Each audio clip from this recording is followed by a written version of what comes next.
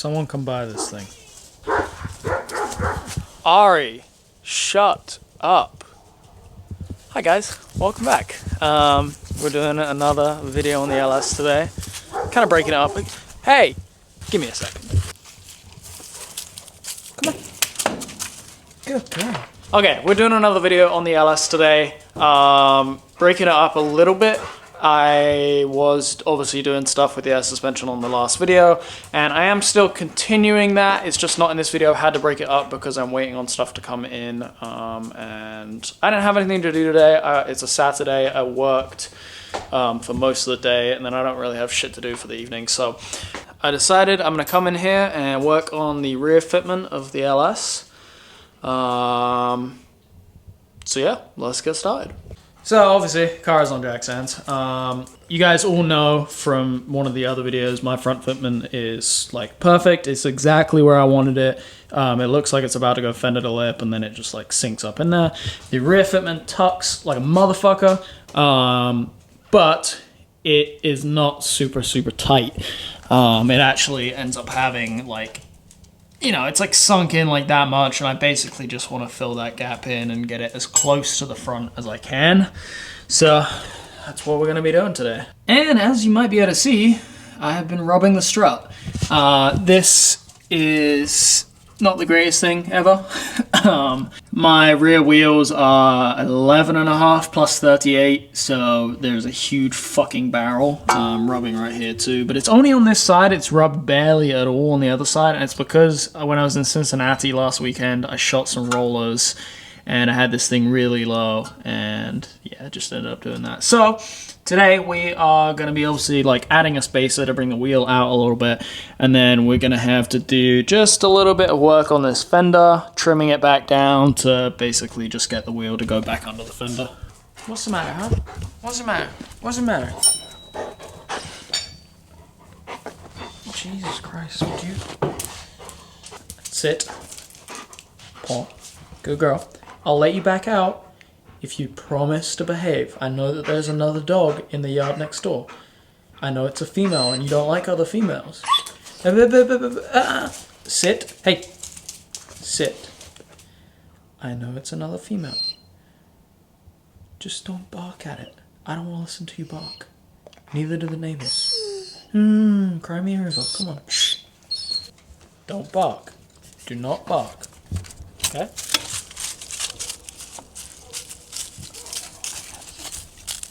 Go girl. Ah.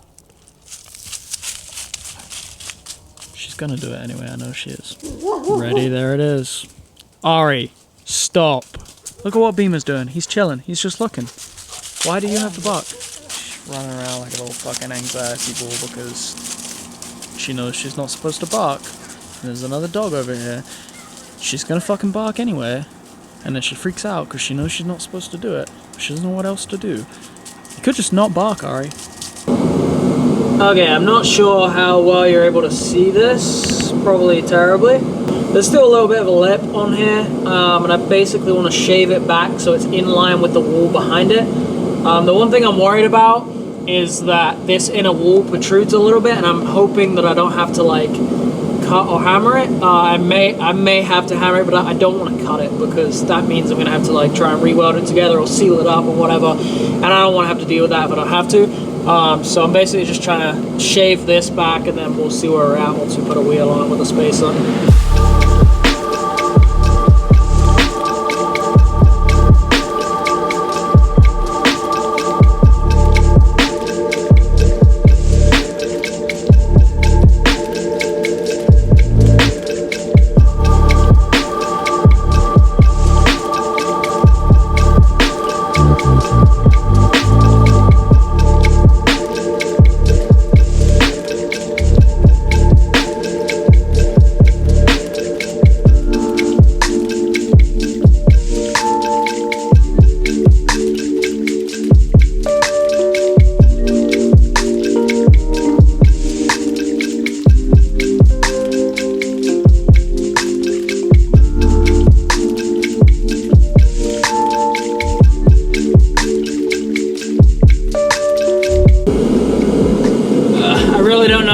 you can see, obviously it's not pretty right now. I still need to like smooth it off a little bit, and then we'll add some touch-up paint when we get done with it. As you can see, it's pretty much flush with the wall. Yeah, you really can't tell on the camera, but it's pretty much flush with that inside wall. It's super thin now. I'm gonna shave it just a little bit with a file just to get rid of any sharp bits, and then we'll put the wheel on and see where we're at. Let me just say before I continue, I am sure that there are better ways to do this. There's probably way better ways to do this that would be cleaner and wouldn't fuck up the paint or anything. But I'm kind of just making it up as I go and seeing what happens. Building cars for me is trial and error. Sure, I could ask people for help, but I'm just gonna make do with whatever we have here and make it work and figure it out on my own, because that's kind of the fun for me, is just like getting hands-on with something and figuring out the best way to do it. I just feel like there's gonna be people watching that'll be like, you're an idiot, there's definitely a better way to do that. I don't care.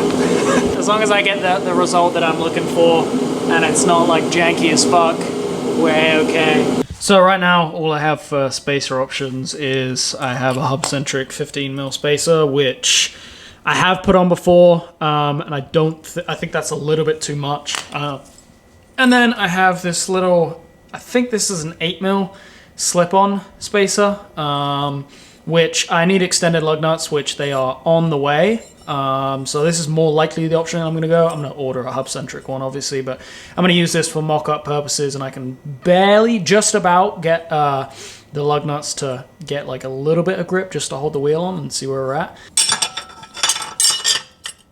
Screw. So obviously, don't drive on a fucking wheel where you have like 2 threads on the lug nut, but just for today's purposes, I'm mocking it up with this to see how it looks.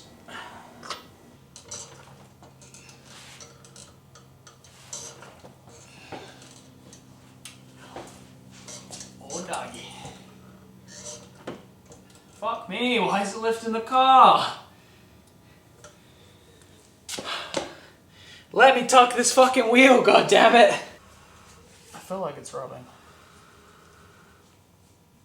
Oh well, the wheel's not on completely straight. So it might be rubbing just a hair. Yeah, that's kind of what it feels like. I think I'm on that inner wall right now with the lip of the wheel. So yeah, as we are right now, focus please. That is what the fitment is looking like. It's decently tight, but the problem is it's the camber. When you go lower, it's gonna tuck in more. So this is about the closest I could possibly get it to being fender to lip at like drive height, and then it's gonna like sink back in there. So this is probably the best I'm gonna do. It will go up further than that. I just I'm gonna have to work on that inside wall, because right now the top of this lip is like basically on it, and if I try and move this, I think that might be the tire. I can't really tell, but it's definitely like making a little bit of contact up there with something. It could just be the tire on the inner wall, but either way, it's not good. This in theory would be my drive height. It's effectively fender to lip. You look at it, it's like, it's right there. I think, oh, the tire's not even rubbing right now. That's honestly surprising. But yeah, that's what I was going for. It's exactly that. The front is probably still more aggressive, and I'm trying to decide if I could get away with a 10mm spacer. So if this is an 8mm, you got to figure another 2mm in that. Would probably be pushing it, I'm not sure, but alright, we got the old 15mm in there. Oh, there's no way. There is no way. If that tucks, I will be fucking amazed. Right now, the tire is like in. Oh. No, yeah, that's what I expected. So yeah, 15mm spacer. It went pretty much exactly fender to lip. It's out a little bit. It's not like completely flush. So yeah, now I'm just trying to figure out between an 8mm and a 15mm, can I get away with a 10mm? If I do a 10mm and I have to add a little bit of camber, that's probably not the end of the world. Obviously a 15mm is not going to work unless I added a little bit more camber, which I'm not trying to do because I'm trying to keep the camber completely matching. My front is -8, my rear is -8. If I just have to add like a little bit, it's not going to throw it off too much and it will still look like it's both -8. But for this, I would definitely have to probably pull in almost a whole degree, I think. Maybe even a degree and a half. And I'm not trying to have mismatching camber. So, okay, so now I'm going to have to deal with something that I've been kind of scared to do because I'm worried about splitting the wool. So there's like an inner fender wool and then obviously the outer, and I need to hammer this inside wool to get it to lay flatter, and I'm just worried about it splitting and me have to like seal it back up. So yeah, I'm gonna have a go at hammering it. I'm gonna go easy on it at first and just kind of figure out how much pressure I need to be applying. Probably I'll try using a piece of wood first and hammer that. That way I'm not hitting like so directly in one spot. I'm also concerned about, I don't want to affect the outside at all. I just want to make sure it's the inside, so we're gonna take it easy. I literally hit it like 4 times. Bad news, the inside wall split. Can you see it? Get the torch. Yep, it split. God damn it. Obviously now the issue is that outside wall is super weak. There is no support for it at all because that inner wall was what was kind of holding it all together and keeping it rigid. So as long as I don't hit that, I'm good, which is unlikely because I'm tucking. I just have to figure out what to do with the inner wall because I can't really like hammer it back into place because then I'm going to destroy this outer wall. I don't want to have to weld it. I'm not really sure, to be honest. Maybe I'll have to... I might have to, like, cut it further back. That seems... fucking sucks. Should have known. I should have known that that was going to happen. I feel like there isn't many other options other than to cut that and then seal it. Right now, where that's at, I'm obviously going to rub on that and fuck my tires up. I'm basically just going to try and like shave it back because the edge of it is super thin. Shave it back and that'll give me a better idea as to how much of it I need to trim. If I can shave it back up enough so that the wheel will clear it, the tire will clear it up, and then figure out a way to like seal it back up. I've pushed the wool up and like separated it more with a screwdriver and the hammer, and then basically, see where I've marked above it? It's kind of like a cut line. I'm basically just gonna start cutting along that, and then that'll put it higher up and I can knock it back in like closer and sandwich it, and then figure out how to seal it afterwards.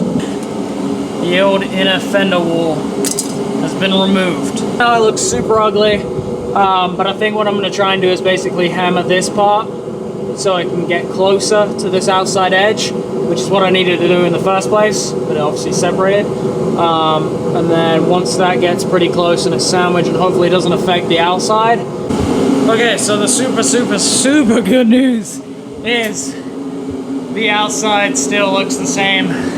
We didn't fuck that up. That is the most important thing, is that the outside looks factory and that we have extra space in here, which now it kind of feels like we're pretty good, especially like right here in the center. There's like tons more room. The issues I'm thinking about now is like here and here. Obviously we have to worry about that the door is right here, so there is only so much space that we can hammer into. Okay, so where it's at right now, I can't really get a finger in there. Not hitting anything just yet, so that's good. We can drive like that. Go up a little bit higher. I don't know that this is going to fit in there anymore. But as far as I can tell, she's not really letting me run that because it's too tight. But the tire's not hitting. Go all the way up.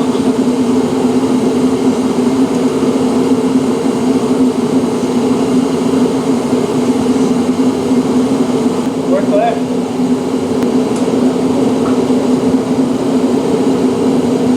Spin, zero issue. So my issue that I have with this is it's not tight enough. If it pokes out anymore, it's gonna hit the lip before it tucks. So you need it to like flow past it, but it's never gonna stay, because you get more camber as you air out, so it's never gonna stay like stupid tight. But I don't know, if I could get away with a 10mm spacer, it could work. As of right now, it's not like dumb tight, but it's not bad either. Like there's, you know, I can fit a finger in there. Okay, so I dropped it down a little bit. This is the point of which if it poked out more, it would make contact. I genuinely think that there is 2mm in there. It is still not gonna be exactly where I want it when it's aired out, because it's still gonna sink in there. So my other idea is I do the 15mm spacer and I shave the outer edge down even more, so it's like paper thin. Like it's already really thin right now. If you pushed on it too hard, you would definitely bend it. If I was able to shave it 15mm spacer and try and basically get it to fit with that, I don't know, it may be tight enough then.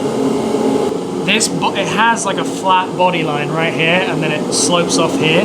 Essentially, I would have to pull this so that it follows this body line up top, which I don't really want to do, but that is the best way I could get the 15mm to work. And that way, when this thing cambers in as it goes up, it would basically follow the inside line. So it would be out here further, and then as it cambers in, it follows the natural line of the body. That's probably the best way that you're going to get like consistent tight fitment from fender to lip, drive height to aired out. I just can't decide if I want to do that or not. It's kind of scary. So right now, 15mm spacer, it is completely flush. Like, boom, smooth, flush. I'm thinking I may be able to pull this by sticking something in there, like cardboard or something, and then just slowly jacking it up and it'll pull this out. Okay, so I have a couple rags, and I'm basically just gonna put these over the tire and the lip, and we're just gonna jack it up really slowly and see what happens. The worst thing is if it like pulls underneath, which it shouldn't do. We'll see. Oh, fuck. This is terrifying. Oh my god, this is fucking terrifying. It's definitely pulled out a little bit more, I think. I'm gonna jack it up a little bit more, and we're basically just sending it now. Like it's just in there. If we do this enough, may have successfully pulled it off. Oh my god. No way. Holy shit. God damn. So that's exactly what I want right there. Obviously I need it to have a little bit more space than that because I need to be able to drive it at this height without it rubbing. Yeah, yeah. It moves, doesn't look like it rubs anything. Unbelievably stoked with where it's at right now. I still have some work to do, but I am going to call it a night because I'm starving hungry, and this is all the prep for Simply Clean, which is like a week and a half, 2 weeks away. It's technically 2 weeks today to the actual show, but it's a week and a half until I leave. I'm driving this thing 14 hours. So we have to make sure that everything is good and dialed and drivable. So at the very least, I have to make sure that the car is back on the ground and I am driving it around some point this week. Once I'm driving it around, making sure everything's good, I'll have a little bit of time to like dial anything in that I need to, and then we're gonna send it. Still need to massage that edge just a little bit so I can get it to go in there without making any contact. That's the goal. The goal is that I need this to tuck without actually making contact. It just needs to be stupid, stupid close, but can't touch. Because I want to be able to drive it like this. So, yeah.